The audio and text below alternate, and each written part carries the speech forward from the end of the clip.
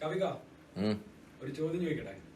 പ്രത്യേകിച്ച് ഷാഫിക ചൂടാവൊന്നും ചെയ്യരുത്, ഇഷ്ടപ്പെട്ടില്ല നമ്മൾ കട്ട് ചെയ്ത് കളയാ. ഷാഫിക, റിപ്പോർട്ടർ ചാനലിൽ ഒരു ഇന്റർവ്യൂ വന്നു, അതിനെക്കുറിച്ച് കുറെ പ്രതിഷേധങ്ങൾ ഇങ്ങനെ നടന്നുകൊണ്ടിരിക്കുക. ഷാഫിക എന്താണ് അങ്ങനെ ഒരു വേദിയിൽ പോയിട്ട് എന്തുകൊണ്ടാണ് അങ്ങനെ ഒരു സംഭവം എടുത്തിടാൻ കാരണം എന്താണ്? അതുകൊണ്ട് ഷാഫിക ഉദ്ദേശിച്ചെന്നാണ്? ഞാൻ നീ ഇന്റർവ്യൂ എടുക്കണം പറഞ്ഞിട്ട് ഈ ചോദ്യം ചോദിക്കാനാ വന്ന്. ഞാൻ ആദ്യം പറഞ്ഞത് അതുകൊണ്ടാണ്. കാരണം ഇത് വല്ലാതെ ചർച്ചയായിക്കൊണ്ടിരിക്കുകയാണ്. ഇതിപ്പോ എന്താണ്?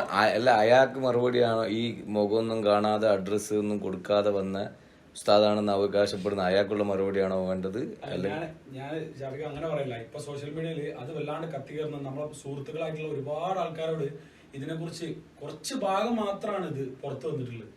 ഷാഫിക കണ്ടിട്ടുണ്ടാവും, കുറച്ച് ഭാഗം മാത്രം ഒരു ഖുർആന്റെ ഒരു ഫോട്ടോ വെച്ചുകൊണ്ട് പിന്നെ ഒരു ബാക്ക്ഗ്രൗണ്ട് ഒക്കെ കൊടുത്തുകൊണ്ട് ഞാൻ കേട്ടു. വളരെ മോശമായിട്ടാണ് അതിൽ പറയുന്നത്. അതിന്റെ എന്തെങ്കിലും ഒരു എന്താ പറയാ, ഷാഫിഖിന്റെ ഒരു പ്രതികരണം എന്താണ് എന്ന് എന്നോട് തന്നെ പലരും ചോദിച്ചിട്ടുണ്ട്. ഷാഫിഖിന്റെ ഇതിൽ പ്രത്യേകിച്ച് പ്രതികരിക്കാനൊന്നുമില്ല. ഞാൻ എൻ്റെ ഒരു പേഴ്സണൽ അഭിപ്രായങ്ങളാണ് അവിടെ ഇന്റർവ്യൂവിലുടനീളം കലാജീവിതത്തെക്കുറിച്ച് ചോദിച്ചപ്പോഴും എൻ്റെ എന്തെന്നാ പറയണ്ടേ പാട്ടിലുള്ള പരിമിതികളെക്കുറിച്ച് പറഞ്ഞു, ഞാൻ ചെയ്ത ജോലികളെക്കുറിച്ച് എല്ലാം എൻ്റെ പേഴ്സണൽ കാര്യങ്ങളാണ് പറഞ്ഞത്. വിശ്വാസത്തെക്കുറിച്ച് പാട്ടുകൾ എഴുതാറുണ്ട് എന്ന് പറഞ്ഞ കൂട്ടത്തിലാണ് ഞാൻ ഈ സൂഫിസത്തെക്കുറിച്ച് പറയുന്നത്. അപ്പോൾ സൂഫി വിദ്യാർത്ഥി എന്ന് പറഞ്ഞാൽ എന്താണെന്ന് അദ്ദേഹം ചോദിക്കുന്നു. ഞാൻ കൃത്യമായിട്ട് ഞാൻ ഒരു ദൈവവിശ്വാസിയാണ്, മതഭ്രാന്തില്ല എന്ന് പറയുന്നത്. മതഭ്രാന്ത് എന്ന് പറയുന്ന വർഗീയത എന്ന് പറയുന്ന ഒരു വിശ്വാസിക്ക് ഉണ്ടായാൽ അയാൾ വിശ്വാസി അല്ലാതായി എന്നാണ്. ഷാഫിഖ് അതിന്റെ ഒരു ക്യാപ്ഷൻ ശ്രദ്ധിച്ചോ? അങ്ങനെ ഒരു ക്യാപ്ഷൻ കൊടുത്തിട്ടുള്ളത് ഇസ്ലാം എന്ത് പറഞ്ഞാലും ഞാൻ കണ്ടു. അങ്ങനെയാണ് ക്യാപ്ഷൻ ഉള്ളത്. ക്യാപ്ഷൻ ഞാൻ കണ്ടു. ഞാന് ഒന്ന് പറയട്ടെ, ഞാൻ അവിടെ എന്താ പറഞ്ഞത് വ്യക്തമായിട്ട് ഞാൻ പറഞ്ഞുതരാം. എൻ്റെ ഓർമ്മ ശരിയാണെങ്കിൽ മതത്തിന്റെ പേരിൽ അവരവർ പഠിച്ചതനുസരിച്ച് അവരെവിടെന്നെങ്കിലും പഠിച്ചിട്ടുള്ളതായിരിക്കാം. പലരും പലതും പറയും.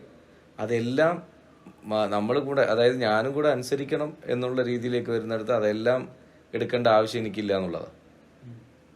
എന്താണ് അതുകൊണ്ട് ഞാൻ ഉദ്ദേശിച്ചാണെന്ന് നീ ചോദിക്കുന്നത്? ആ പറച്ചിലുണ്ട്. അല്ല, ഭാഗം മുഴുവനായിട്ട് വന്നാലും അതൊന്നല്ല. ഞാന് ഈ പറച്ചിലുകൊണ്ട് എന്താ ഉദ്ദേശിച്ചെന്നുള്ളല്ലേ. ഓരോ വാക്കിലും ഓരോരുത്തർക്കും ഒരു ഉദ്ദേശം ഉണ്ടല്ലോ. ഇപ്പൊ ഞാൻ പോയി വരാ എന്ന് പറഞ്ഞു കഴിഞ്ഞാല് ഞാൻ എങ്ങോട്ട് പോയി വരാന്ന് പറയാത്തത് എടുത്തോളം കാലം നിനക്ക് ഊഹിച്ചിട്ട് വേണമെങ്കിൽ അവൻ പിന്നെ ഗുജറാത്ത് വരെ പോയി വരാന്ന് പറഞ്ഞു എന്ന് വേണമെങ്കിൽ പോയി വരാന്ന് പറഞ്ഞു എന്ന് നിനക്ക് ആക്കി മാറ്റാം. അപ്പൊ ഞാന് ഇത്രേ ഉദ്ദേശിച്ചിട്ടുള്ളൂ. കിതാബുകൾ പഠിച്ചതിനനുസരിച്ച് അതിലായ ഉസ്താദാന്ന് അവകാശപ്പെടുന്ന ആള് പറയുന്നുണ്ട്, ഇവിടുത്തെ മതത്തിന്റെ പണ്ഡിതന്മാർ എന്ന് പറയുന്നവര് വെറുതെ എന്തെങ്കിലും പറയാറില്ല. സത്യമാണ്, ഞാൻ അതിൽ പറഞ്ഞല്ലോ, അവര് എവിടെന്നെങ്കിലും പഠിച്ചിട്ടാണ് പറയുന്നത്. പക്ഷെ അവര് പറയുന്ന എല്ലാ കാര്യവും ഇപ്പോ ഞാൻ ചോദിക്കട്ടെ, ആ ഉസ്താദിനോട് തന്നെ ചോദിക്കേണ്ട ഒരു ചോദ്യമാണ്. അതിന് അദ്ദേഹം അഡ്രസ്സോ നമ്പറോ ഒക്കെ തന്നിരുന്നെങ്കിൽ എനിക്കും അറിവ് നേടാൻ വേണ്ടി പോവായിരുന്നു.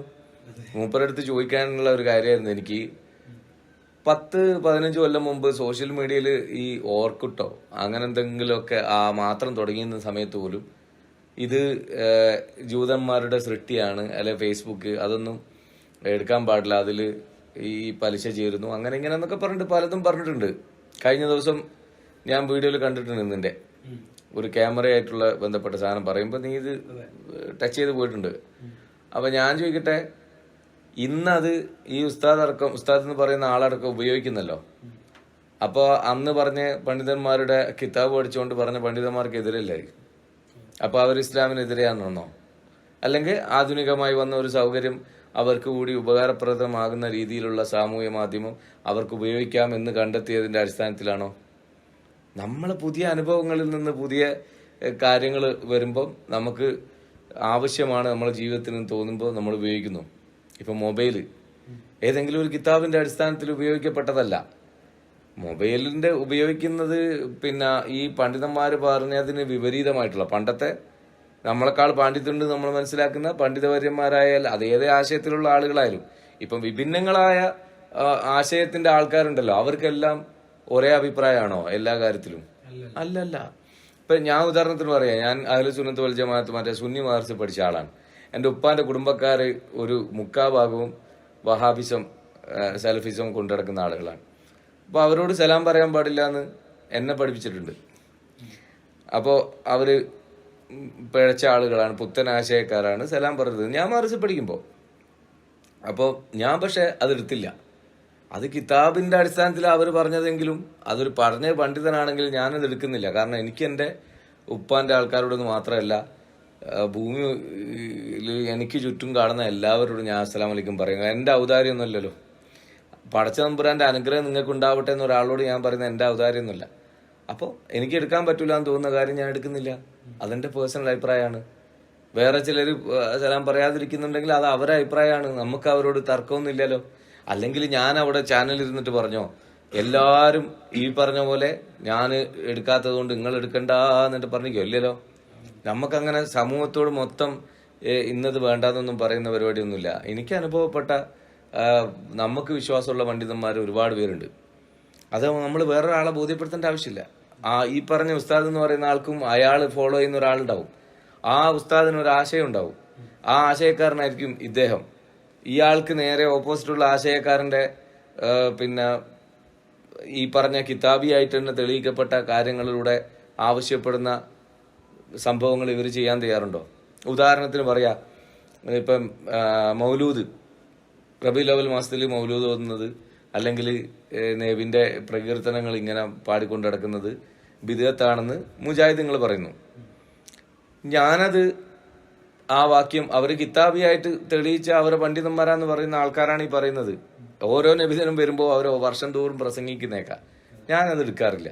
ഞാൻ എൻ്റെ വീട്ടിൽ മൗലൂദ് കഴിക്കാറുണ്ട്, ഞാൻ മൗലൂദ് ഓതാറുമുണ്ട്. അതെന്റെ അനുഭവങ്ങളിലുള്ള വിശ്വാസത്തിന്റെ എന്റെ ബോധ്യമാണ്. അപ്പൊ ഞാൻ അതടക്ക് അത് ഞാൻ എടുക്കാത്തതുകൊണ്ട് ഞാൻ ഇസ്ലാമിനെതിരായോ? അല്ലെങ്കിൽ അവർ വിദഗ്ധാണെന്ന് കിതാബിയായിട്ട് ചൂണ്ടിക്കാണിക്കുന്ന ഈ പറഞ്ഞ മൗലൂദ് കാര്യങ്ങള് സുന്നികൾ ചെയ്യുന്നതുകൊണ്ട് സുന്നികൾ പിന്നെ മൊത്തം അതിന്റെ പണ്ഡിതന്മാരും അത് കിതാബ് വെച്ച് പഠിച്ചവരും അവരും കിതാബിയായിട്ടാണല്ലോ പുണ്യ റസൂൽ സല്ലല്ലാഹു അലൈഹി വസല്ലം തങ്ങളുടെ ജന്മദിനം ആഘോഷിക്കണമെന്നും പിന്നെ അതുപോലെ മൗലൂദ് പാരായണം ചെയ്യണമെന്നൊക്കെ നമ്മളോട് അല്ലെങ്കിൽ വിശ്വാസികളോട് പറയുന്നത് ഈ കിതാബുകളെ പഠിച്ചിട്ട് തന്നെയല്ലേ? അപ്പോൾ അവർ മതത്തിനെതിരായി കിതാബിനെതിരായി അവർ ആ ആശയം തിരഞ്ഞെടുത്തതിന് ഞാൻ ഉദ്ദേശിച്ചത് ആ വാക്കുകൊണ്ട്. ഇത് മതത്തിന്റെ പേരിൽ എന്ന് പറഞ്ഞ് ഈ മതത്തിൽ മാത്രം ഞാൻ വിശ്വസിക്കുന്ന മതത്തിൽ മാത്രമല്ല നമുക്ക് ചുറ്റുമുള്ള എല്ലാ മതങ്ങളിലും മതത്തിന്റെ പേരെന്ന് പറഞ്ഞ് പല വിഭിന്നങ്ങളായ അഭിപ്രായങ്ങൾ ഒരേ കിതാബിന്റെ അടിസ്ഥാനത്തിൽ ഒരേ ഗ്രന്ഥത്തിന്റെ അകംപൊരുളാണെന്ന് പറഞ്ഞുകൊണ്ട് വിശദീകരണം വ്യത്യസ്ത രീതിയിൽ കൊടുത്തുകൊണ്ട് 100 കണക്കിന് തഫ്സീറുകളുണ്ട് നമ്മളെ കിതാബിന് തന്നെ. അപ്പോൾ കൊടുത്തുകൊണ്ട് പലരും ഒരേ കാര്യത്തിന് തന്നെ പല അഭിപ്രായം. ഇപ്പൊ ഉദാഹരണത്തിന് ഞാൻ പറയാം, ഹലാലായ സംഗതികൾ ഹറാമായ സന്ദർഭങ്ങളുണ്ട് കേട്ടോ. ഇപ്പോൾ നോമ്പ് ഒരു മനുഷ്യന്, ആരോഗ്യമുള്ള മനുഷ്യന്, രോഗിയല്ലെങ്കിൽ തീർച്ചയായിട്ടും ആ പകുതിയിലുള്ള ആളാണെങ്കിൽ അനുഷ്ഠിക്കൽ ഒരു സത്യവിശ്വാസത്തെ സംബന്ധിച്ചിടത്തോളം നിർബന്ധമുള്ള കാര്യമാണ്, ഫർളാണ്. അപ്പോൾ പെരുന്നാളിൻ്റെ അന്ന് നോമ്പ് വെക്കൽ ഹറാമാണ് അല്ലേ? ഞാൻ അങ്ങനെ പഠിച്ചിരിക്കുന്ന കേട്ടോ. ഈ പെരുന്നാളിൻ്റെ അന്ന് ഇവിടുത്തെ ആശയപ്രശ്നമുള്ള ആളുകൾ ഒരു 4-5 കൊല്ലം മുമ്പങ്ങനെയുള്ള പെരുന്നാളിൻ്റെ അന്ന് ഒരു വിഭാഗം വിശ്വാസികളെ കൊണ്ട് ഇന്നല്ല നമ്മളെ പെരുന്നാൾ അതുപോലെ ആഘോഷിച്ചോട്ടെ എന്ന് പറഞ്ഞിട്ട് നോമ്പ് എടുപ്പിച്ചിട്ടില്ലേ? അപ്പോൾ അവർ കിതാബിനെതിരായി അല്ലെ ഇസ്ലാമിനെതിരായി എന്ന് പറഞ്ഞിട്ട് ഇവര് അവരെ മുഴുവൻ നാട്ടുകാരെ കൊണ്ട് തെറി വിളിപ്പിച്ചോ? ഇല്ല. അതൊരിക്കലും വിശ്വാസികൾ എഴുതൂല. കാരണം പറയട്ടെ, ഞാൻ പറഞ്ഞത് എന്റെ വാപ്പാക്കൊക്കെ വിളിച്ച് ഞാൻ കാണുന്നുണ്ട് മരിച്ചുപോയെ, അവർക്ക് പടച്ചോൻ പുറത്തു കൊടുക്കട്ടെ. കാരണം വിവേകം എന്ന് പറയുന്നത് ഉണ്ടാവണ്ടേ? ഒരു വിശ്വാസി ഒരിക്കലും ഉത്തരം മുട്ടുക എന്നുള്ള അവസ്ഥയിൽ എത്തൂല. ആശയപരമായിട്ട് തന്നെ കാര്യങ്ങൾ നേരിടും. ഈ ഉസ്താദ് എന്ന് പറയുന്ന അവകാശപ്പെടുന്ന ആള് തന്നെ എന്നോട് പിന്നെ ഒരു ഖേദം തോന്നി, അല്ലെങ്കിൽ ഒരു വിശ്വാസി ആയിരിക്കെ അയാൾ എന്തുകൊണ്ട് ഇങ്ങനെ പറഞ്ഞു എന്നുള്ളതിന്റെ തെളിവ് സഹിതമുള്ള കാര്യം സത്യസന്ധമായി അറിയാൻ ആഗ്രഹിച്ച ആളാണ്. എനിക്ക് സതുപദേശം തരാൻ ആഗ്രഹിച്ച ഒരു സത്യവിശ്വാസിയാണെങ്കിൽ, നല്ലൊരു പണ്ഡിതനാണെങ്കിൽ, അല്ലെങ്കിൽ നല്ല പണ്ഡിതന്റെ ശിഷ്യനാണെങ്കിൽ അയാൾ എന്താ ചെയ്യേണ്ടത്? എൻ്റെ ഫോൺ നമ്പർ സംഘടിപ്പിക്കാം. ഞാനിവിടെ കൊയിലാണ്ടി കൊല്ലത്ത് ഒരു വീട്, സ്വന്തമായിട്ട് വീട് അഡ്രസ്സുള്ളൊരു മനുഷ്യനാണ്. എന്നിട്ട് നമ്മളടുത്തേക്ക് വരിക, സധൈര്യം ചോദിക്കുക, താങ്കൾ എന്തുകൊണ്ടാണ് ഇങ്ങനെ പറയുന്നത്, എന്താണ് അതിൻ്റെ കാര്യം? ഞാൻ ഇതേപോലെ ഇരുന്നിട്ട് പറഞ്ഞു കൊടുക്കായിരുന്നല്ലോ. എന്തിനാണ് ഈ പൊതുജനങ്ങളെ കൊണ്ട്, പൊതുജനങ്ങളിൽ എല്ലാവരും എന്നെ തെറി വിളിച്ചെന്നാണ് വിചാരിക്കുന്നത്. ഇതിന്റെ കൂടെ കൂടാൻ അവർക്ക് തന്നെ സൈബർ പോരാളികളായിട്ട് അവരുണ്ടാക്കിയ ഫേക്ക് ഐഡികളൊന്ന്, ഒപ്പം തന്നെ പിന്നെ നമ്മളെ പണ്ടേ ഇഷ്ടമില്ലാത്ത കുറെ പേരുണ്ട്. അതിൽ ചിലർ എഴുതിയിട്ടുള്ള ഒരു കമന്റ് രസകരമാണ്. ഇന്നലെ വരെ നിങ്ങളെ പാട്ട് ഇഷ്ടമായിരുന്നു, ഇന്ന് മുതൽ വെറുത്തുപോയി. അപ്പൊ ഞാൻ ആലോചിക്കാണ്, പാട്ട് അതായത് മ്യൂസിക് ഞാൻ ചെയ്യുന്ന കാര്യം ഹറാമാണെന്ന് വിശ്വസിക്കുന്ന ഒരുപാട് ആളുകളുണ്ടല്ലോ. അവര് പിന്നെ കിതാബിനെതിരായി പോലെ ഈ പാട്ട് കേട്ട് കഴിഞ്ഞാൽ. അപ്പൊ ഇന്നലെ വരെ കിതാബിനെതിരായിട്ട് പ്രവർത്തിച്ചിരുന്നു, ഇന്നു മുതൽ ഞങ്ങൾ എതിരല്ല എന്നുള്ള പ്രഖ്യാപനമാണോ അത്? അതായത് നിങ്ങളെ പാട്ട് നാളെ തൊട്ട് കേൾക്കൂല, അത് അവരെ സ്വാതന്ത്ര്യമാണ്. ഇന്ന് മുതൽ ഞങ്ങൾക്ക് നിങ്ങളെ ഇഷ്ടമല്ല, എനിക്ക് നിങ്ങളെ ഇഷ്ടമല്ല എന്ന് പറഞ്ഞപ്പോൾ എനിക്ക് യാതൊരു വിധ എതിർപ്പും തോന്നിയിട്ടില്ല. കാരണം എന്താ, എല്ലാവരാലും ഇഷ്ടപ്പെട്ട ഒരു മനുഷ്യനെ ലോകത്ത് ഞാൻ കണ്ടിട്ടില്ല. പുണ്യപ്രവാചകന്മാരായിക്കോട്ടെ, അവധൂതന്മാരായിക്കോട്ടെ, സ്വാതന്ത്ര്യ സമര സേനാനികളായിക്കോട്ടെ, എന്തിനു പറയുന്നു, നമ്മൾ വിശ്വസിക്കുന്ന, ഞാൻ വിശ്വസിക്കുന്ന പ്രപഞ്ച ദൈവത്തിന് പോലും വ്യത്യസ്ത അഭിപ്രായങ്ങളില്ലേ, ദൈവം ഇല്ല എന്ന് പറയുന്നവരില്ലേ. അപ്പൊ ആരെയാണ്, ഏതൊരു സംഗതിയാണ് എല്ലാവരാലും ഇഷ്ടപ്പെട്ട ഒരു സംഭവം ഉള്ളത്? ഒന്നുമില്ല. വ്യക്തികൾ തീരെയില്ല. അപ്പം അനിഷ്ടങ്ങൾ ഉണ്ടായിരിക്കോട്ടെ, നോ പ്രോബ്ലം. നാളെ തൊട്ട് നിങ്ങൾ എന്നെ വെറുക്കേ, അല്ലെങ്കിൽ ഇന്നലെ ഞാൻ പണ്ടേ ഇഷ്ടപ്പെടുന്നില്ല എന്ന് 1-2 കമന്റ് ഞാൻ കേട്ടു. സന്തോഷമുള്ളൂ. കാരണം എന്താ അറിയോ, ഉള്ളിൽ ഇത്രയും വിഷവും വെറുപ്പും വിദ്വേഷവും കൊണ്ടു നടക്കുന്ന ആളുകൾ ദയവ് ചെയ്ത് സംഗീതം ഒന്നും ആസ്വദിക്കരുതെന്നാണ് എൻ്റെ അഭിപ്രായം. ഹൃദയത്തെ വിശാലമാക്കാനും മറ്റുള്ളവരിലേക്ക് സമാധാനം പകരാനും ഉപയോഗിക്കുന്ന ഒരു ഉപാധിയായിട്ടാണ്, അള്ളാഹു തന്ന നിയമത്തായിട്ടാണ് ഞാൻ സംഗീതത്തെ കാണുന്നത്. മറ്റു ചിലർ എഴുതിയത് അവർ ഏത് തോണിയിലാന്ന് മനസ്സിലാകുന്നില്ല. ചില കമന്റ് ഞാൻ വായിച്ചു നോക്കിയത്, നിനക്ക് അള്ളാഹു തന്ന നിയമത്തിനെ നീ മറന്നു സംസാരിച്ചു. അപ്പൊ അള്ള തന്ന നിയമത്താണ് പാടാനുള്ള കഴിവെന്ന് അവർക്കും അറിയാം, ഞാനും വിശ്വസിക്കുന്നു. അൽഹംദുലില്ലാ, തുമ്മത്ത അൽഹംദുലില്ലാ. ഞാൻ കുടുംബം പോറ്റിയതും സമൂഹത്തിൽ എനിക്ക് അംഗീകാരങ്ങൾ, ഞാൻ എന്താ പറയണ്ടേ, അനുഭാവം പ്രകടിപ്പിക്കുന്ന മുസ്ലിം ലീഗ് പാർട്ടി അടക്കമുള്ള അതിൻ്റെ നേതാക്കന്മാരടക്കമുള്ള അതിൽ തങ്ങന്മാരുണ്ട്, അതിൽ ഒരുപാട് പണ്ഡിത വര്യന്മാരുണ്ട്. അവരെല്ലാം അടങ്ങുന്ന ആളുകളുള്ള വേദികളിൽ സമ്മേളനങ്ങൾക്ക് ശേഷം അവർ നടത്തുന്ന ചടങ്ങുകളിലൊക്കെ ഞങ്ങൾക്ക് ഇൻസ്ട്രുമെന്റ്സോട് കൂടി തന്നെ പാടാൻ ഞാനടക്കമുള്ള ഒരുപാട് മാപ്പിളപ്പാട്ടുകാർക്ക്, പാട്ടുകാർക്ക്, കലാകാരന്മാർക്ക് അവസരം ഉണ്ടായിട്ടുണ്ട്. അതുകൊണ്ട് തന്നെ എനിക്ക് ഇത് അള്ളാഹു തന്ന നിയമത്തായിട്ടാണ് ഈ അനുഗ്രഹങ്ങളൊക്കെ, ഈ അംഗീകാരങ്ങളൊക്കെ കിട്ടിയെന്ന് ഞാൻ ഇപ്പോഴും വിശ്വസിക്കുന്നു. പിന്നെ അഹങ്കാരിയാണ് അങ്ങനെ, അതൊക്കെ നിങ്ങളുടെ അഭിപ്രായം, നോ പ്രോബ്ലം. കാരണം ഒരാൾക്ക് എന്താണ് അനുഭവം, അങ്ങക്ക് അങ്ങനെ എല്ലാം പറയാം. അതുകൊണ്ട് എനിക്കൊരു കോട്ടം സംഭവിക്കാൻ പോകുന്നില്ല. കാരണം എന്താണ്, ഞാൻ വിശ്വസിക്കുന്നത് എൻ്റെ റബ്ബ് എനിക്ക് തരാൻ ഉദ്ദേശിച്ചതിനെ തടയാൻ ഉദ്ദേശിച്ചതിനെ തരാനോ സൃഷ്ടികളായ നിങ്ങളിൽ ആർക്കും കഴിയില്ല. ഞാൻ പ്രയത്നിച്ചാൽ എൻ്റെ മക്കൾക്ക് അരി കിട്ടും. ഞാൻ മടിയനായാൽ എൻ്റെ പുറയിൽ ചോറ് വെക്കാൻ പറ്റൂല, ഞാൻ പട്ടിണിയായി പോകും. അതുകൊണ്ട് ഞാൻ കാലാകാലം പ്രയത്നിക്കും മക്കളെ. അത് ഇന്ന് സംഗീത മേഖലയിലാണെങ്കിൽ അതിന് മുമ്പ് ഞാൻ പല മേഖലയിലും പ്രവർത്തിച്ച ആളാണ്. ഇനി നാളെ വേറെ മേഖലയിൽ പ്രവർത്തിക്കേണ്ട സ്ഥിതി വന്നാൽ മനുഷ്യരാണ്. ഇരുട്ടി നേരം വെളുക്കുമ്പോഴത്തേക്ക് വേറെ എന്തെങ്കിലും തൊഴിലിന് പോകേണ്ടി വന്നാൽ ഞാൻ പോകും. കൊറോണക്കാലത്ത് ഞാനത് തെളിയിച്ച ആളാണ്. കാരണം ആ സമയത്ത് പരിപാടിയില്ല, മാസങ്ങളോളം പരിപാടിയില്ല, വേറെ പണിക്ക് പോയി ജീവിച്ചു. നിങ്ങൾ അങ്ങനെയൊന്നും തെറ്റിദ്ധരിക്കണ്ട. പാട്ടുണ്ടായാൽ മാത്രം, അല്ലെങ്കിൽ നിങ്ങൾ ബുദ്ധിമുട്ടി എന്നെ ഇഷ്ടപ്പെട്ടതുകൊണ്ട് മാത്രം അങ്ങനെ ഒരാളും ഒരു കലാകാരനും നിലനിൽക്കൂല. നമ്മൾ അള്ളാഹു താല തന്ന നിയമത്താണെന്ന് ഞാനും ഇതിൽ പാട്ട് കേൾക്കുന്നവരും വിശ്വസിക്കുന്ന ഈ കഴിവിനെ നിങ്ങൾക്കും കൂടെ ഇഷ്ടപ്പെടുന്ന രീതിയിൽ പ്രസന്റ് ചെയ്യുമ്പോൾ നിങ്ങൾക്ക് അതുമായിട്ട് എന്തോ ഒരു സന്തോഷവും സമാധാനവും ഒക്കെ കിട്ടുന്നത് കൊണ്ട് നിങ്ങളെ ജീവിതമായിട്ട് കമ്പയർ ചെയ്ത് നിങ്ങൾ ഷാഫിക്ക എൻ്റെ ജീവിതത്തിൽ ഇങ്ങനെ ഉണ്ടായേ, അല്ലെങ്കിൽ എൻ്റെ കലാലയ ജീവിതം നിങ്ങളെ പാട്ട് കേൾക്കുമ്പോൾ ഓർമ്മാവുന്നുണ്ട്, എൻ്റെ കുട്ടിക്കാലം ഓർമ്മാവുന്നുണ്ട്, എൻ്റെ പ്രണയം ഓർമ്മാവുന്നുണ്ട് എന്ന് എത്രയോ പാട്ട് ആസ്വാദകർ പറയുന്നുണ്ടല്ലോ.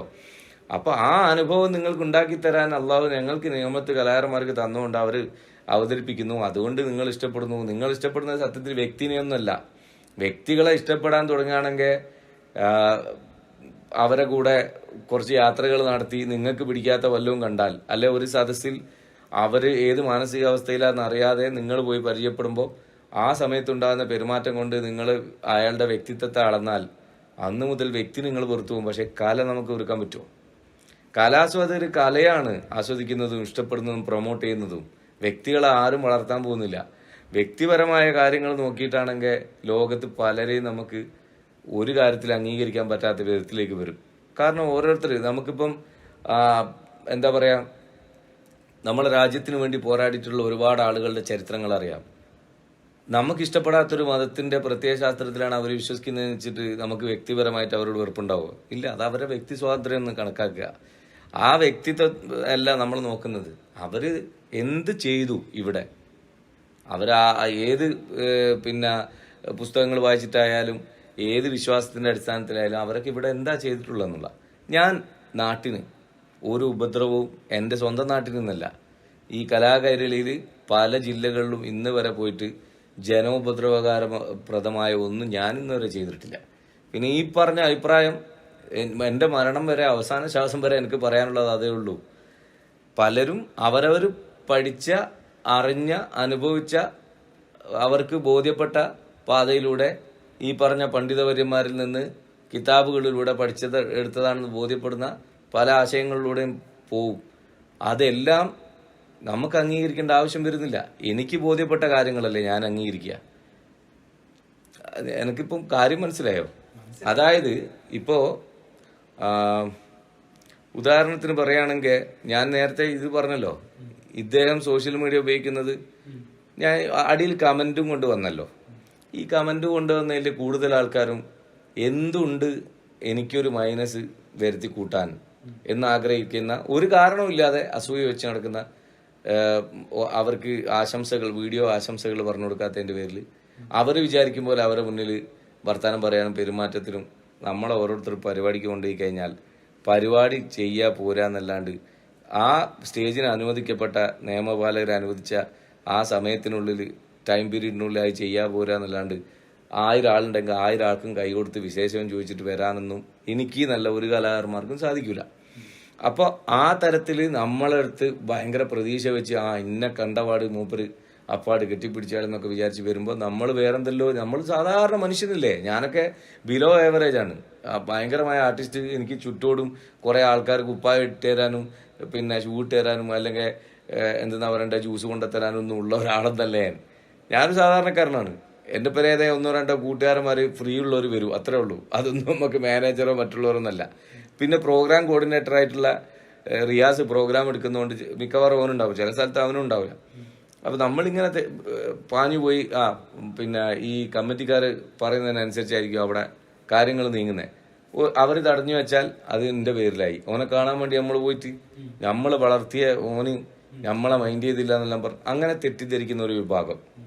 പിന്നെ ഞാൻ പറഞ്ഞ ആശംസ കിട്ടാത്ത വിഭാഗം, ഒപ്പരം നിന്ന് ഫോട്ടോ എടുക്കാൻ കഴിയാത്തതിന്റെ അരിശം തീർക്കുന്ന വിഭാഗം. പിന്നെ അതുപോലെ അവർ വിചാരിച്ച പോലത്തെ ദുഷ്പ്രവർത്തികൾക്ക് ഒപ്പം കൂടി നിന്നു കൊടുക്കാത്ത അത് ഒരു കാരണമുണ്ടേ. അങ്ങനെ അല്ല ഇപ്പൊ പറയാ പ്ലസ്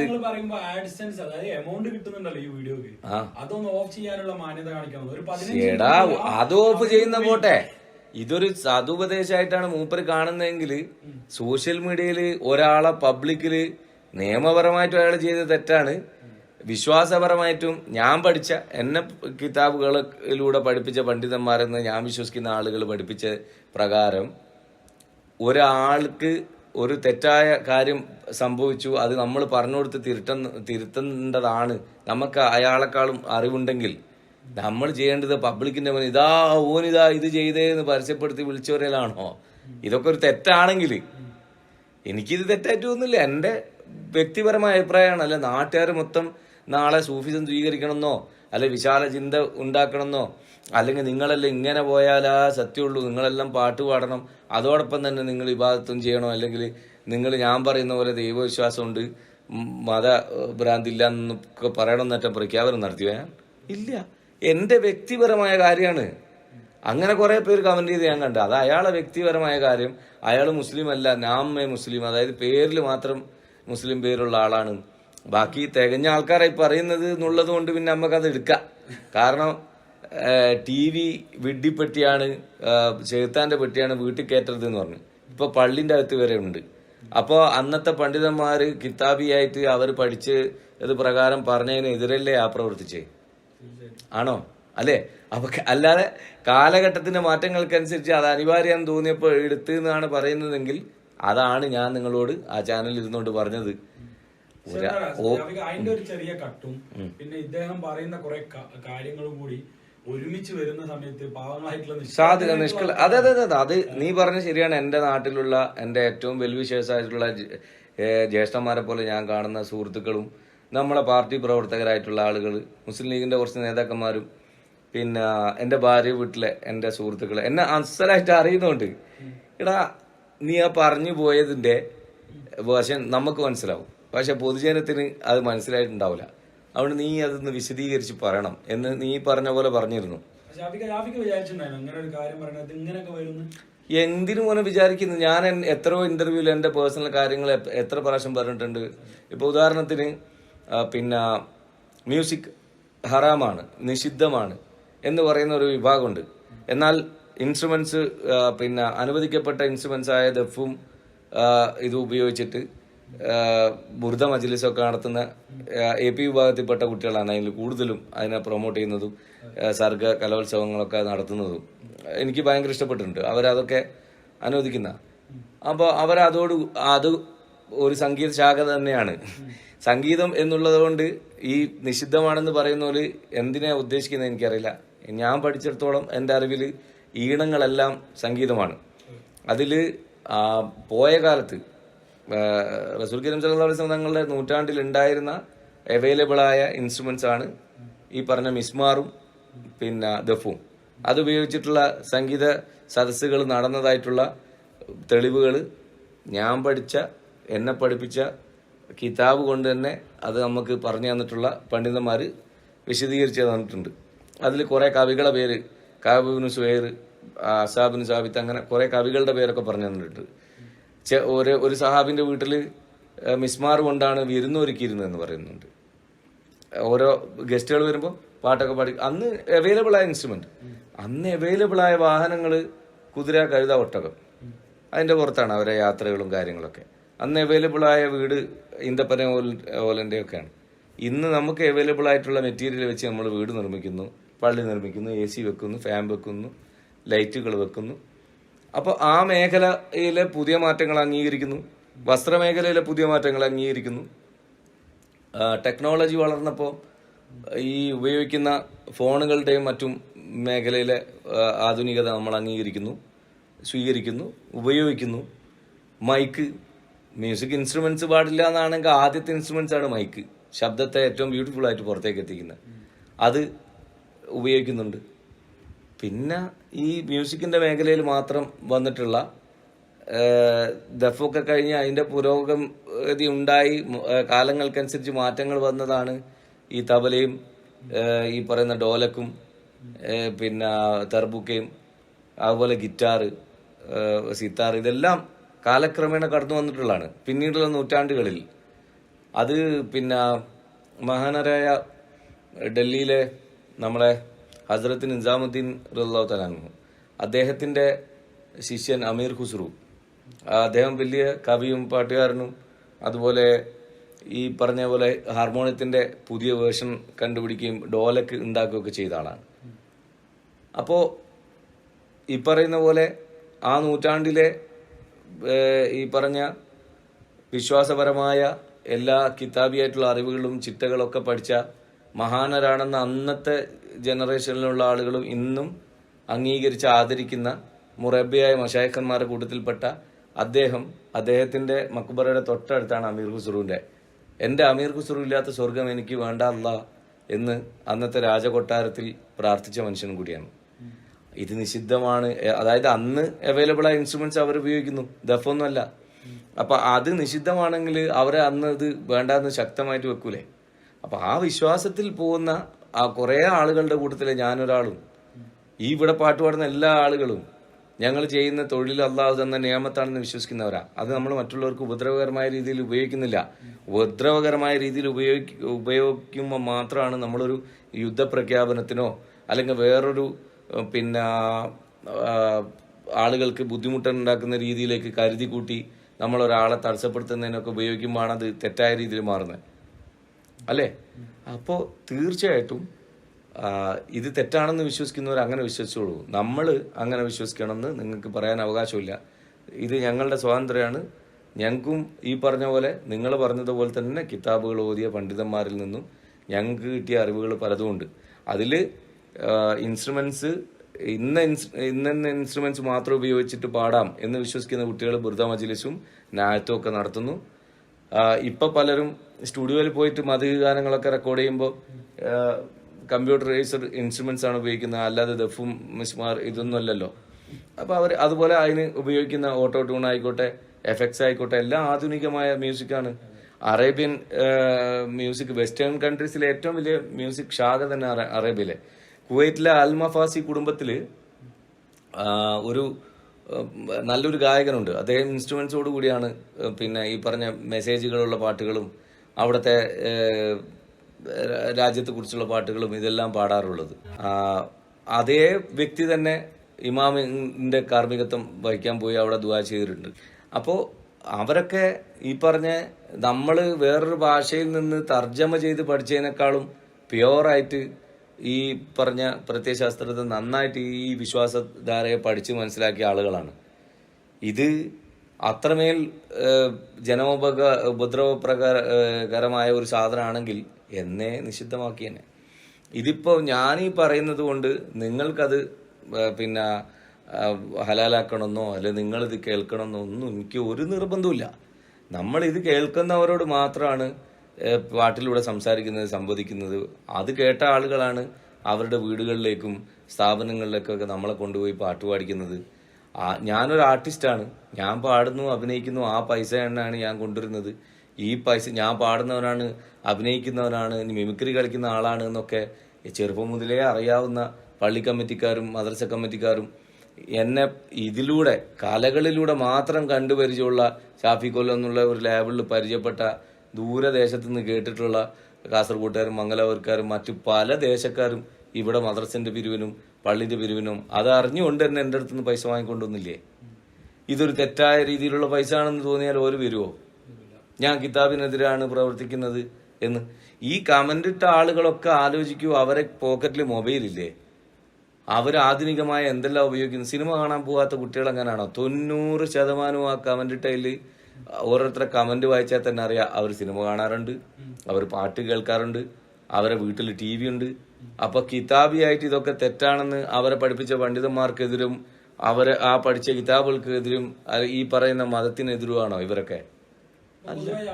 ഈ കലാകാരന്മാർക്ക് കൂടുതലായിട്ട് അറ്റാക്ക് വരുന്നുണ്ട്.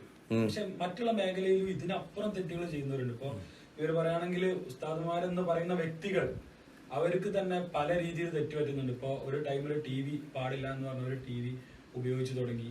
അതുപോലെ സോഷ്യൽ മീഡിയ പാടില്ല, ഫേസ്ബുക്ക് പാടില്ല എന്നൊക്കെ ആ സമയത്ത് പറഞ്ഞൊരു വാർത്ത ഒക്കെ വായിച്ചതായിട്ട് എനിക്ക് ഓർമ്മയുണ്ട്. പിന്നീട് ആ വ്യക്തിയെ തന്നെ കാലങ്ങൾക്ക് ശേഷം സോഷ്യൽ മീഡിയയിൽ അക്കൗണ്ട് ഉള്ളത് ഇപ്പോഴത്തെ കുട്ടികളെടുത്ത് ഷെയർ ചെയ്യണോ ഞാൻ കണ്ടിട്ടുണ്ട്. അവർക്കൊന്നും ഇത്ര അറ്റാക്ക് ചെയ്യപ്പെടുന്നില്ല. എന്തുകൊണ്ടാണ് ഈ കലാകാരന്മാരെ നെഞ്ചത്തോട്ട് പെട്ടെന്ന്? കാരണം ജനകീയരാണ് കലാകാരന്മാർ. അതായത് സമൂഹത്തിന്, അവർ ജീവിക്കുന്ന രാജ്യത്തിന്, സംസ്ഥാനത്തിന്, നാടിനൊക്കെ കലാകാരന്മാരുടെ സംഭാവന ചെറുതല്ല. കലാമേഖല ഒരു നാടിന്റെ മുന്നോട്ടുള്ള പോക്കിന്, വികസനത്തിന് വളരെ അത്യാവശ്യമാണ്. ഈ ടൂറിസം ഇതൊക്കെ പോലെ അല്ല, പറയട്ടെ അങ്ങനെ അത്യാവശ്യമായി കിടക്കുന്ന ഒരു മേഖലയിലുള്ള ആളുകളെ കൂടുതൽ ആളുകൾ ശ്രദ്ധിക്കും. അപ്പൊ അവർക്ക് എന്തെങ്കിലും ഒരു മിസ്റ്റേക്ക് ഉണ്ടാകാൻ കാത്തിരിക്കുന്ന അസൂയാലുക്കളും ഒരു ഭാഗത്തുണ്ടാവും. അല്ലെങ്കിൽ അവരെ മാന്തിക്കൊണ്ട് ഒരു കണ്ടന്റ് ഇട്ടാൽ, കണ്ടന്റ് ക്ഷാമമുള്ളതുകൊണ്ടാണല്ലോ ഈ ഉപദേശിക്കുന്ന രൂപേണയൊക്കെ ഈ പറഞ്ഞ ബിസ്മി അംദും സ്വലാത്തൊക്കെ ചൊല്ലി പറഞ്ഞുകൊണ്ടാണ് എന്തൊക്കെയോ നല്ല കാര്യങ്ങൾ പറയേണ്ട ആള് എവിടെയോ ഇരിക്കുന്ന എന്നെ എടുത്ത് മാന്താൻ വരുന്നത്. എന്തിനാ? അയാൾക്ക് ഇപ്പൊ തന്നെ 2-3 ലക്ഷം ആളുകൾ വ്യൂവേഴ്സിന് കിട്ടിയില്ലേ? നീ പറഞ്ഞ പോലെ ആഡ്സെൻസ് ഓണാക്കിയിട്ട് എന്റെ കെയർ ഓഫിൽ കഞ്ഞി കുടിക്കല്ലേ ഇപ്പോ? ആ വരുമാനം മുഴുവൻ എന്നെ തെറി വിളിപ്പിച്ചിട്ട് കിട്ടിയ വരുമാനം കൊണ്ട് അയാൾ ജീവിച്ചു പോയാലും എന്റെ വാപ്പാനെ കൊണ്ട് അയാൾക്ക് പൊരുത്തപ്പിടിക്കാൻ കഴിയോ? എന്റെ ഒന്നും അറിയാത്ത കുടുംബത്തിനെ കൊണ്ട് പൊരുത്തപ്പിടിക്കാൻ ഇവർക്ക് ആയിരിക്കും കഴിയോ? ഇല്ല. അതുകൊണ്ട് എനിക്ക് കൃത്യമായിട്ടൊരു അഡ്രസ് ഉണ്ട്, അവിടത്തേക്ക് താങ്കൾക്ക് സ്വാഗതം. എൻ്റെ നാട് എന്ന് പറയുന്നത് താങ്കൾ വിചാരിക്കുന്ന പോലെ ഈ മുഴുവൻ വിവരമോ അല്ലെങ്കിൽ മറ്റേ ദീനിയായ അറിവുകളോ അല്ലെങ്കിൽ കിതാബിയായ പഠനങ്ങളോ ഒന്നുമില്ലാത്ത ശൂന്യന്മാരുടെ നാടൊന്നുമല്ല. ഒരുപാട് മഹത്തുക്കൾ ജീവിച്ചു പോയ, ഇപ്പോഴും ലൈവിൽ ജീവിച്ചുകൊണ്ടിരിക്കുന്ന, അവരെയൊക്കെ നേരിട്ട് ദിവസേന കണ്ടുകൊണ്ടിരിക്കുന്ന, എന്നെക്കുറിച്ച് നന്നായിട്ട് അറിയുന്ന ആളുകളുടെ നാട് തന്നെയാണ്. അപ്പം താങ്കളൊരു കാര്യം മനസ്സിലാക്കേണ്ടത്, ഒരു കാര്യം ഉപദേശിക്കുന്ന രീതിയിലാണ് പറയാൻ ഉദ്ദേശിച്ചതെങ്കിൽ താങ്കൾക്ക് തീർച്ചയായിട്ടും എൻ്റെ അടുത്ത് നേരിട്ട് വന്ന് പറയാവുന്നതേ ഉള്ളൂ. ഇന്ത്യയിലേക്ക് ഇസ്ലാം സന്ദേശം റസൂൽ കരീം സല്ലല്ലാഹു അലൈഹി വസല്ലം തങ്ങളുടെ കാലത്ത് തന്നെ കൊണ്ടുവന്ന തമീമുൽ അൻസാരിയും സംഘവും, മാലിക് ബിൻ ഹബീബുള്ളയും മാലിക് ദീനാർ തങ്ങളും ആ സംഘത്തിലുള്ള തമീമുൽ അൻസാരിയും സംഘവും മറവിട്ട് കിടക്കുന്ന പാറപ്പള്ളിൻ്റെ ചുറ്റുവട്ടത്ത് ജീവിക്കുന്ന ആളാണ് ഞാൻ. എന്നെയും തെരഞ്ഞ് ഞാൻ ഒളിമറയത്തൊന്നുമല്ലല്ലോ. ഞാനൊരു പബ്ലിക് പ്ലാറ്റ്ഫോമിൽ എൻ്റെ മുഖം കാണിച്ച് അഡ്രസ്സ് പറഞ്ഞുകൊണ്ടാണ് ഈ കാര്യം ഉദ്ധരിച്ചിട്ടുള്ളത്. അതിൻ്റെ വിശദീകരണം ഇവിടെ തന്നു കഴിഞ്ഞു. ഇനി ഇതിൻ്റെ വാക്കും മുറിയും മുറിച്ച് കളഞ്ഞിട്ട് ഞാൻ മതത്തിനെതിരാണ്, അതിനെതിരാണ്, ഇതിനെതിരാണെന്നൊന്നും പറഞ്ഞ് വരാൻ നിൽക്കണ്ട. കാരണം എല്ലാ സമയത്തും ഒരു മനുഷ്യനും ഒരുപോലെ ക്ഷമിക്കാൻ കഴിഞ്ഞെന്ന് വരില്ല. ഇവിടെ ഒരുപാട് നിയമസംഹിതകളുണ്ട്. അതിലുപരി ഈ ഓരോ മനുഷ്യൻ്റെയും വ്യക്തി സ്വാതന്ത്ര്യം, ആവിഷ്കാര സ്വാതന്ത്ര്യം എന്നൊക്കെ പറഞ്ഞ കാര്യത്തെ ഈ രാജ്യം അനുവദിച്ചു തരുന്നുണ്ട്. അതിനുള്ള കൂടിയുള്ള സ്വാതന്ത്ര്യമാണ് നമുക്ക് 47 കിട്ടിയിട്ടുള്ളതെന്ന് നിങ്ങൾ മറക്കണ്ട. അതുകൊണ്ട് നിങ്ങൾക്ക് ആത്മാർത്ഥമായിട്ട് ഇത് എനിക്ക് വിശദീകരിച്ച് തിരുത്തിത്തരണം എന്നുള്ള ഒരു ഉപദേശകനാകാനും എന്നെക്കാൾ ആലിമാണെന്നുള്ള ബോധ്യമുള്ളത് കൊണ്ട് തന്നെ താങ്കൾക്ക് നന്മയാണ് ഉദ്ദേശിക്കുന്നതെങ്കിൽ സ്വാഗതം. എൻ്റെ മുഹമ്മദി എന്ന് പറഞ്ഞ വീട്ടിലേക്ക് വരൂ, നമുക്ക് മണിക്കൂറുകളോളം ഇരിക്കാം. നിങ്ങൾ എനിക്ക് പറഞ്ഞു തരൂ, ഞാൻ കേൾക്കട്ടെ. ഞാൻ എൻ്റെ നിലപാടെന്താന്നുള്ള ഇതിൽ പറഞ്ഞത് ചുരുങ്ങിയ വേർഷനാണെങ്കിലും എനിക്ക് വീഡിയോ സഹിതം ഞാൻ ഒരുപാട് കാര്യങ്ങൾ നിങ്ങൾക്ക് പറഞ്ഞുതരാം. അപ്പോൾ നിങ്ങൾ എനിക്ക് ഉത്തരം തരേണ്ടി വരും. ഇന്ന ആശയക്കാരൻ മറ്റേ ആശയക്കാരൻ കിതാബിയായിട്ട് തെളിയിച്ച കാര്യം തെറ്റാണെന്ന് ഇപ്പുറത്തെ ആശയക്കാരൻ പറയുന്നതും, നേരെ തിരിച്ച് ഇവർ പറയുന്നതും, അവരാണ് തെറ്റെന്ന് ഇവർ പറയുന്നതും കാണിച്ചു തരാം. ഇതിൽ ആരാണ് യഥാർത്ഥ മതവിശ്വാസിയെന്നും യഥാർത്ഥത്തിൽ കിതാബിൻ്റെ അടിസ്ഥാനത്തിൽ ജീവിക്കുന്നോനെന്നും നിങ്ങൾ എനിക്കൊന്ന് പറഞ്ഞു തരണം. നമുക്ക് അവരെ കൂടാലോ, ബോധ്യപ്പെടുത്തി തരണം തെളിവ് സഹിതം. ഞാൻ താങ്കൾക്ക് എൻ്റെ സ്റ്റേറ്റ്മെൻറ്റ് കൃത്യമായിട്ട് ബോധ്യപ്പെടുത്തി തരാം. വരാൻ ധൈര്യം ഉണ്ടെങ്കിൽ തീർച്ചയായിട്ടും വരണം. വേണമെങ്കിൽ നമുക്ക് മുഖം കാണിച്ചങ്ങ് ഇരുന്ന് കളയാം. ക്യാമറമാനൊക്കെ കൂട്ടിക്കുക താങ്കൾ. സ്വാഗതം. നമ്മൾ വീട്ടിൽ വന്ന് ഒരു സൽക്കാരമൊക്കെ കൂടിയിട്ട് അങ്ങ് പോവാം. എനിക്ക് മറുപടി മതിയായോ? വേറെ ഇന്റർവ്യൂ ഒന്നും സമയമില്ല. എന്നോട് 10 മിനിറ്റാണ് നീ ചോദിച്ചത്. എൻ്റെ സ്റ്റുഡിയോയിൽ ഇരുന്നുകൊണ്ടാണ് ഈ പറയുന്നത്. അപ്പോൾ ഈ 10 മിനിറ്റിൽ അരമണിക്കൂറായി തോന്നുന്നു ഈ വിഷയം തന്നെ നീ ചോദിച്ചുകൊണ്ട് ഞാൻ ഇത്ര ഇഴകീറി പറഞ്ഞത്. ചർച്ച ചെയ്യപ്പെടാന്ന് പറഞ്ഞാൽ തെറ്റിദ്ധാരണ ഉണ്ടാക്കിയോണ്ടാണല്ലോ. ആ തെറ്റിദ്ധാരണ ഇതുകൊണ്ട് മാറുന്നൊന്നും ഞാൻ ചിന്തിക്കുന്നില്ല. കാരണം ഒരാളെ നമ്മൾ വെറുത്തു തുടങ്ങിയെന്ന് വെച്ചോ, വെറുത്ത് തുടങ്ങിയല്ല, പണ്ടേ നമുക്ക് വെറുപ്പാന്ന് വെച്ചോ, അവൻ പറക്കാൻ പഠിച്ചാലും നമ്മൾ അവൻ്റെ ചെറുകിന് ചെരിവുണ്ടോയെന്ന് പിന്നെ നോക്കുക. പറക്കാൻ പഠിച്ച അത്ഭുതത്തെക്കുറിച്ച് പറയുകയല്ല ചെയ്യുക. അതുകൊണ്ട് അത് പറയുന്ന വെറുക്കുന്നവനും അതുപോലെ തെറി വിളിക്കുന്നവനും കാലാകാലം അത് ചെയ്തുകൊണ്ടിരിക്കും. കാരണം അത് അവരുടെ സംസ്കാരമാണ്. അവർ പഠിച്ചു വന്ന് അവരെ പഠിപ്പിച്ചതിൻ്റെ മോശമാണെന്ന് എല്ലാവർക്കും, സംസ്കാര ബോധമുള്ള ആൾക്കാർക്ക് മനസ്സിലാവും. ഇഷ്ടപ്പെടുന്നവനും നമ്മളെ ഉള്ളറിഞ്ഞ ആളുകളും പാട്ട് കേൾക്കുന്നവർ അവരിത് ഞാൾ മഹത്തായ ഭയങ്കരമായ ദ്രോഹവും കിതാബിനുള്ള എതിരുമാണ് ഈ കേൾക്കുന്നതെന്ന് നീയത്തോടു കൂടിയൊന്നല്ല ഇരുന്നിട്ട് ഈ പാട്ടൊന്നും കേൾക്കുന്നത്. അവരിതൊരു കലയാണ്. അത് ഞങ്ങൾക്ക് ആശ്വാസത്തിന് ആസ്വദിക്കാൻ വേണ്ടിയിട്ടുള്ളതാണെന്ന് വിശ്വാസത്തോടു കൂടിയാണ് അവർ കാലാകാലം കേൾക്കും. അല്ലാണ്ട് ഈ നമ്മളെ ഇന്നലെ വരെ ആസ്വദിച്ച ആളുകൾ ഞാൻ ഈ പറഞ്ഞ വളരെ പ്യുവറായിട്ടുള്ള ക്ലിയർ ആയിട്ടുള്ള സ്റ്റേറ്റ്മെന്റിന്റെ പേരിൽ, അതായത് നമുക്ക് തള്ളാനും കൊള്ളാനുള്ള അവകാശമുണ്ട്, ഈ വിശ്വാസത്തിന്റെ പേരിലാണെന്ന് പറഞ്ഞിട്ട് നമ്മളെ സ്വന്തം ബാപ്പയും ഉമ്മയും പോലും നമ്മളെ തെറ്റായത് പഠിപ്പിച്ചാൽ നമുക്ക് തെറ്റായെന്ന് ബോധ്യപ്പെടുന്ന ഒരു കാര്യം ചെയ്യാൻ പറഞ്ഞാൽ നമ്മൾ ചെയ്യോ? ഇപ്പൊ വിശ്വാസത്തിന്റെ പേരിലാണ് ഞാനല്ലേ എന്നെ പഠിപ്പിച്ച്, ഞാനല്ലേ എനിക്ക് ചെലവ് നേരുന്നത്, അതുകൊണ്ട് നീ ഇങ്ങനത്തെ ഒരു കാര്യം ചെയ്യണമെന്ന് പറഞ്ഞിട്ട് സ്വന്തം ബാപ്പ നമ്മളെ നിർബന്ധിച്ചാൽ പോലും നമ്മൾ എന്ത് ചെയ്യും? ആ വിശ്വാസം എനിക്ക് ഉൾക്കൊള്ളാൻ കഴിയുന്നില്ല എന്ന് പറയും. സ്വാഭാവികമാണ്. അതിവിടെ എല്ലാ ആശയക്കാരും പറയുന്നുണ്ട്. അവരവർക്ക് ബോധ്യപ്പെട്ടതില്ലേ അവരവര് പോകുന്നത്. ജിന്നുണ്ടെന്ന് വിശ്വസിക്കുന്ന ഒരു കൂട്ടരുണ്ട്. സൂറത്ത് 114 സൂറത്തുകളിൽ 72-ാമത്തെ തോന്നുന്നു സൂറത്ത് തന്നെ സൂറത്ത് ജിന്നാണ് ഖുർആന്റെ അകത്ത്. അങ്ങനെ ഒരു സൂറത്ത് തന്നെ ഉണ്ടായിട്ടും ജിന്നില്ല എന്ന് വിശ്വസിക്കുന്ന ഒരു വിഭാഗം ഈ പറഞ്ഞ കിതാബുകളുടെ അടിസ്ഥാനത്തിൽ ജീവിക്കുന്ന മുസ്ലിമാണെന്ന് പറയുന്ന വിഭാഗത്തിലുണ്ട്. അപ്പം അവർ ഈ കിതാബിനെതിരാണ്, അല്ലെങ്കിൽ അവർ പിന്നെ നിഷേധികളാണ്, അങ്ങനാണ് ഇങ്ങനാണെന്ന് പറഞ്ഞിട്ട് ആരെങ്കിലും ഒരു വീഡിയോ കൊണ്ടുവന്നിട്ടിട്ട് ഇതേപോലെ തെറി വിളിപ്പിച്ചൊന്നും ഞാൻ കണ്ടില്ല. തെറി വിളിപ്പിക്കാനൊന്നും പാടില്ല. തെറിയൊക്കെ എന്തിനാണ്? ഒരു മനുഷ്യൻ എന്താണ്, ഏതാണ്, അയാളുടെ ജീവിത ചിട്ടകൾ എന്താണ്, അയാളുടെ ഉള്ളെന്താന്ന് അറിയാണ്ട് നിങ്ങൾ എങ്ങനെ ഇവിടെ ഇതും കൂടെ പറഞ്ഞ് വൈൻഡപ്പ് ചെയ്യാം. വേശ്യാവൃത്തി ചെയ്യുന്ന ഒരു പെണ്ണ് നായക്ക്, അത് നജിസെന്ന് നമ്മൾ വിളിക്കുന്ന നായക്ക്, അല്ലാണ്ട് ഏതെങ്കിലും പണ്ഡിതനിക്കല്ല വെള്ളം കൊടുത്ത്, നായക്ക് ദാഹിച്ച വെള്ളം കൊടുത്തതിന് അവള് അള്ളാഹു ആ ഇബാദത്തിന്റെ പേരിൽ സ്വർഗത്തിലാക്കിയിരിക്കുന്നു എന്നൊക്കെ നമുക്ക് പഠിപ്പിച്ചു തരുന്ന ആലങ്കാരികമായ കാര്യങ്ങൾ പഠിപ്പിച്ചു തരുന്നത് നമുക്ക് ചിന്തിക്കാൻ വേണ്ടിയിട്ടാണ്. ഒരുത്തൻ്റെ ഉള്ളിലുള്ള നീയത്ത് എന്താണോ, അവൻ്റെ ഉദ്ദേശശുദ്ധി എന്താണോ, അവൻ്റെ രീതികൾ എങ്ങനെയാണോ, അതിനനുസരിച്ച് റബ്ബല്ലേ ഇതൊക്കെ തീരുമാനിക്കണ്ടേ.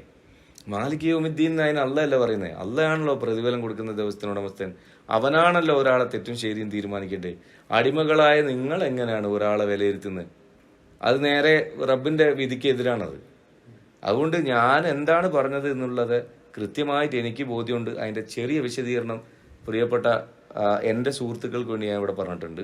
ഇനി ഈ വിഷയത്തിൽ എന്നെ അവിടെ ഇവിടെയും വെട്ടി ഒട്ടിച്ചിട്ട് കൂടുതൽ പഠിപ്പിക്കാനങ്ങാൻ ശ്രമിക്കുന്നുണ്ട്, സോഷ്യൽ മീഡിയ ആയിട്ട് വരണ്ട, നേരിട്ട് വരൂ. അല്ലെങ്കിൽ താങ്കളുടെ സ്ഥലം പറയൂ, അഡ്രസ്സ് പറയുമോ, നമ്പർ തരൂ, ഞാൻ വരാലോ, നമുക്കിരിക്കാലോ, ഞാൻ തയ്യാറാണ്. ഓക്കെ, എല്ലാവർക്കും അസ്സലാമു അലൈക്കും.